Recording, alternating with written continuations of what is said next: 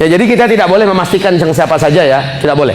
Baik kaum muslimin, ketika terbunuh salah satu di antara orang yang berjiwa mulia ini, barulah Al-Mahdi akan muncul. Nah, tanda-tanda ini seluruhnya sudah terjadi apa belum? Sudah kaum muslimin. Masya Allah. Kita ketika dia muncul nanti, seluruh kita wajib berbaiat kepadanya. Wajib ada di bawah kepemimpinannya. Dan di masanya dengan cepat Islam kembali menguat di muka bumi ini.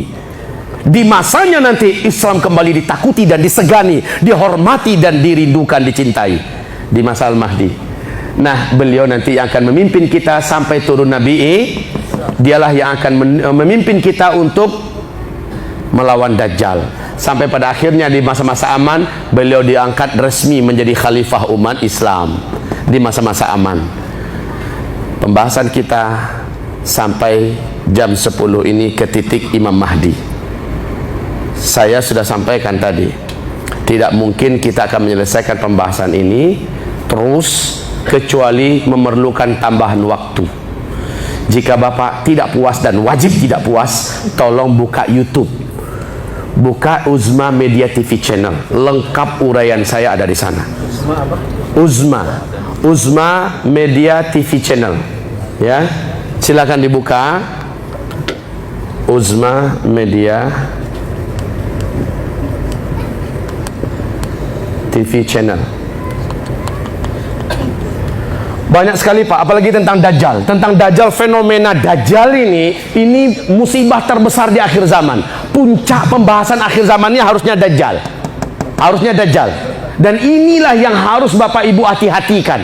Karena seluruh Nabi dan Rasul pasti mengingatkan kaum mereka masing-masing tentang Dajjal. Oke? Nah, tentang Dajjal ini, saya pernah mengaji di MRBJ 2,5 jam. Saya membedah tentang masalah Dajjal. Tentang huru hara akhir zaman, saya hanya bawa kitab satu kardus saja tadi.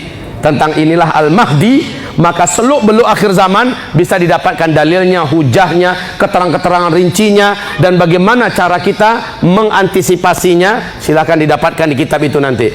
Bapak Ibu, ini dari Nabi Muhammad diutus sampai kepada finish, habis umat Islam serentak di muka bumi. Ternyata ada pembahasan khusus ya. Pembahasan ini namanya umur umat Islam. Berapa lama sih sebenarnya antara Nabi diutus sampai serentak wafat umat Islam ini? Hadis-hadis yang berbicara tentang umur umat Islam seluruhnya adalah hadis dhaif.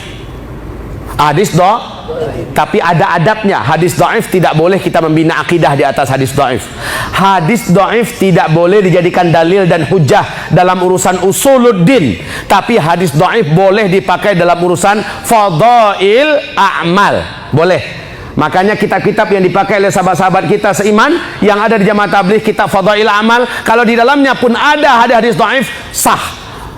Kitab itu boleh dipakai sebagai Fadail Amal. Dan hadis dhaif jika bercerita tentang sesuatu yang nanti akan terjadi, maka itu dijadikan sebagai ilmu pengetahuan.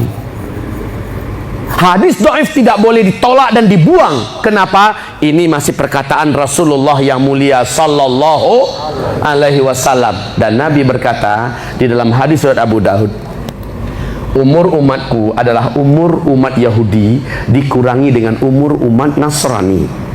Umur umat Yahudi itu dari Nabi Musa ke Nabi Isa 2000 tahun. Umur umat Nasrani itu dari Nabi Isa ke Nabi Muhammad 600 tahun. 2000